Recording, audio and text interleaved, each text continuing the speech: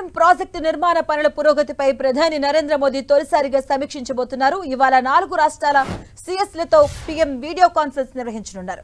తెలుగు రాష్ట్రాల సీఎస్లతో పాటు ఒడిశా, ఛత్తీస్గఢ్ సీఎస్లతో కూడా ఈ వర్చువల్ సమీక్ష జరుగుతుంది. తెలంగాణ, ఒడిశా, ఛత్తీస్గఢ్ రాష్ట్రాల అభ్యంతరాలను ప్రధాని దృష్టికి తీసుకువెళ్లబోతున్నారు ఆయా ప్రభుత్వ ప్రధాన కార్యదర్శులు. అయితే వాటిపై ప్రధాని మోదీ ఎలా స్పందిస్తారు అన్నది ఆసక్తి రేపుతుంది. 2027 నాటికి పోలవరం పూర్తి చేయాలని కేంద్రం లక్ష్యంగా పెట్టుకుంది. రిజర్వాయర్లో నీటి నిల్వల కోసం 4 రాష్ట్రాల్లోని ముంపు ప్రాంతాల్లో ప్రజా అభిప్రాయ సేకరణ చేయాలని కేంద్రం నిర్ణయించింది.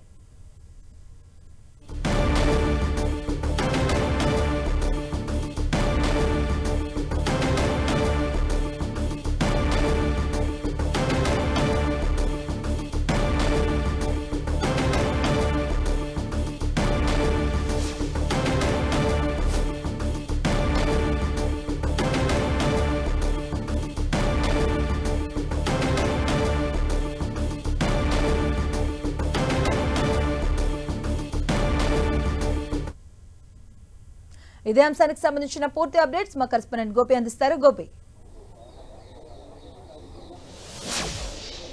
మాధవి, పోలవరం పైన మొదటిసారి అధికారులతోటి పీఎం సమీక్ష చేయనున్నారు. మోదీ అధ్యక్షతన ఈరోజు మధ్యాహ్నం 3 గంటలకు ఈ యొక్క సమీక్ష జరగనుంది.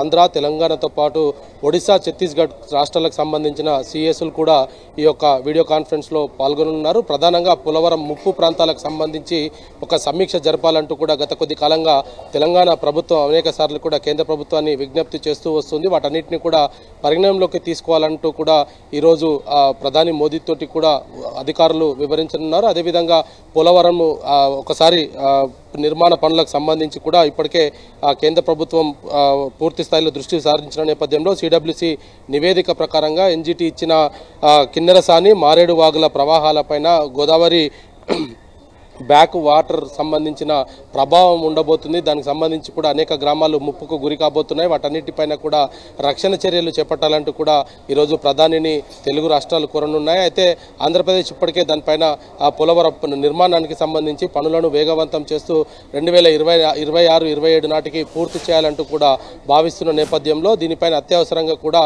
ఒక సర్వే జరిపించాల్సింది. అదేవిధంగా ముప్పు ప్రాంతాలన్నింటినీ కూడా గుర్తించి వాటిలో రక్షణ చర్యలు చేపట్టడము, అదేవిధంగా ఆ ఎఫ్టీఎల్కు సంబంధించిన బ్యాక్ వాటర్లో ఎఫ్టీఎల్ ఎంత దూరం ఉంటుంది, ఆయా ఏ గ్రామాలకు ముప్పు వాటిల్లుతుందన్న దానిపైన కూడా సమీక్ష జరపాలి. అదేవిధంగా తెలంగాణ ప్రభుత్వం నుంచి గోదావరికి సంబంధించి భద్రాచలం వద్ద గోదావరి నీటి మట్టానికి సంబంధించి కావచ్చు, భద్రాచలంకి వచ్చే పర్యాటకులకు సంబంధించిన అంశాలను పోలవరం నిర్మాణం జరిపితే కనుక ఇటు గోదావరి భద్రాచలం వద్ద పూర్తిగా టెంపుల్ మునిగిపోయే పరిస్థితి ఉంటుందనేది కూడా కేంద్ర ప్రభుత్వం దృష్టికి తీసుకువెళ్లనున్నారు. దీనికి సంబంధించి కూడా ఈరోజు మధ్యాహ్నం 3 గంటలకు ప్రధానితోటి జరిగే ఈ యొక్క వీడియో కాన్ఫరెన్స్ లో తెలంగాణ అధికారులు అయితే చెప్పనున్నారు. అయితే దీనికి ఇరిగేషన్ శాఖకు సంబంధించిన మినిస్టర్స్ కూడా హాజరవుతారంటూ కూడా చెప్తున్నారు. అయితే సిఎస్లతోటి ప్రధాని ఈరోజు సమీక్షలో ఎటువంటి అంశాలు ముందుకు వస్తాయి అనేది కూడా కొంత వేచి చూడాల్సిన అవసరం ఉంది. తెలంగాణ ప్రభుత్వం మాత్రం అనేక అభ్యంతరాలను అయితే వ్యక్తం చేస్తున్న పరిస్థితి ఉంది. ముఖ్యంగా బ్యాక్ వాటర్కి సంబంధించిన ముప్పు గ్రామాలను గుర్తించి అక్కడ రక్షణ చర్యలు అయితే చేపట్టాలని కోరే అవకాశాలు కనపడుతున్నాయి. మాది అంటే గోపి 2027 నాటికి పూర్తి చేస్తామని కూడా కేంద్ర ప్రభుత్వం దీన్ని అంటే రికార్డుగా పెట్టుకుంది. 2020 నాటికి పూర్తి చేస్తామని. సో ఈ నేపథ్యంలో ఇలాంటి టైంలో ఎలాంటి సూచనలు చేసే అవకాశం ఉంటుంది? అలాగే తెలంగాణలో కూడా ఈ అంశంపై ఇటువైపు బీఆర్ఎస్ పార్టీ కూడా విమర్శలు గుప్పిస్తుంది. సో తెలంగాణ నుంచి ఎలాంటి అబ్జెక్షన్స్ వెళ్లే అవకాశాలు ఉంటాయి? అయితే ప్రధానంగా ఒరిస్సా, ఛత్తీస్గఢ్, తెలంగాణ 3 రాష్ట్రాలకు సంబంధించి కూడా ఈ గోదావరి నీటి వాడకం పైన కూడా ఇప్పటికే పలు అభ్యంతరాలు చెప్తూ వస్తుంది.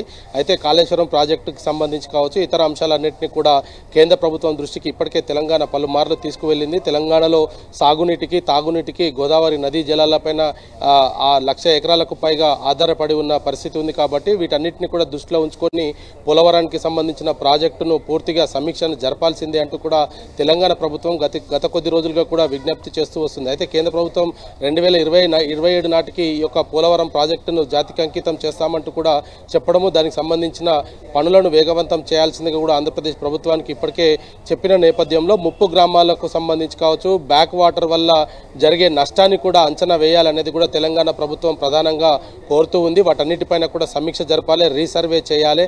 రీసర్వే చేయడం ద్వారా తెలంగాణలో అనేక ప్రాంతాలు కూడా ఈ యొక్క బ్యాక్ వాటర్ ద్వారా ముప్పుకు గురయ్యే ప్రమాదం ఉంది. కాబట్టి వాటన్నిటిని వీటన్నిటిని కూడా రక్షణ చర్యలు ఏ విధంగా కేంద్ర ప్రభుత్వం చేపట్టబోతుంది అనేది కూడా ఇటు తెలంగాణ, ఒడిశా, ఛత్తీస్గఢ్ రాష్ట్రాలకు చెప్పాలనేది కూడా ప్రధానంగా ఈ 3 రాష్ట్రాలు డిమాండ్ చేయనున్నాయి. అయితే 4 రాష్ట్రాల సిఎస్లు ఈరోజు ప్రధానికి ఎటువంటి నివేదికను ఇవ్వబోతున్నారు, పోలవరం ప్రాజెక్టుకు సంబంధించి 27 నాటికి పూర్తి అయితే బ్యాక్ వాటర్ ద్వారా తెలంగాణలో ఎంత నష్టం వాటిల్లుతుంది, ఏ ప్రాంతాలు పూర్తిగా ముప్పునకు గురి అవుతాయన్న దానిపైన కూడా మరొకసారి సర్వే చేయాలనేది కూడా ఇటు తెలంగాణ ప్రభుత్వం అయితే కేంద్రాన్ని కోరుతుంది. మరి దీనిపైన ప్రధాని ఏ విధంగా సమీక్షిస్తారు? ఎందుకంటే మొట్టమొదటిసారి పోలవరం అంశానికి సంబంధించి ప్రధాని ఉన్నత అధికారులతోటి ఈరోజు సమావేశం నిర్వహించడము, దానికి సంబంధించి పనులు పూర్తవడంలో భాగంగానే ఈరోజు సిఎస్లతోటి ఆయన వర్చువల్గా మాట్లాడున్న నేపథ్యంలో ఈ 4 రాష్ట్రాలకు సంబంధించిన ప్రయోజనాలు, అదేవిధంగా ఈ గోదావరి నదీ జలాలపైన ఆధారపడ్డ రైతులకు సంబంధించి కావచ్చు, తాగునీటి అవసరాలకు సంబంధించి కూడా